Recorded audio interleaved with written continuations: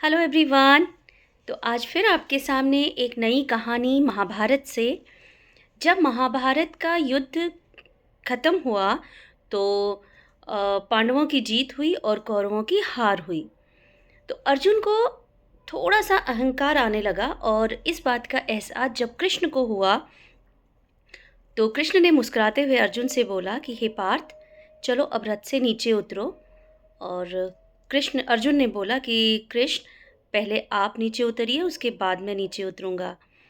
तो जब कृष्ण ने वापस बोला नहीं पार्थ, पहले तुम उतरो, तो कृष्ण की आज्ञा मानकर अर्जुन रथ से नीचे उतर गए।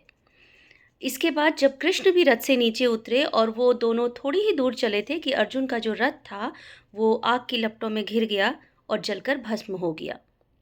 जब अर्जुन ने ये देखा तो उसे बड़ा आश्चर्य हुआ और उसने कृष्ण को देखकर पूछा, हे वासुदेव, ये सब क्या हुआ और ये क्यों हुआ? तब कृष्ण ने मुस्कुराते हुए बोला, पार्थ, ये सब तो बहुत पहले हो चुका होता। जब कर्ण, भीष्म पितामह, गुरु द्रोण, कृपाचार्य जैसे बड़े बड़े योद्धाओं के तीर तुम्हारे रथ पर लगे थे, उनके दिव्यास्त्र तुम्हारे रथ पे लगे थे, तुम्हारा रथ बचा था क्योंकि तुम धर्म के लिए लड़ रहे थे। और इस रथ पर मैं खुद तुम्हारा सारथी बनकर बैठा था। तुम्हारी विजय पताका पे हनुमान जी विराजमान थे।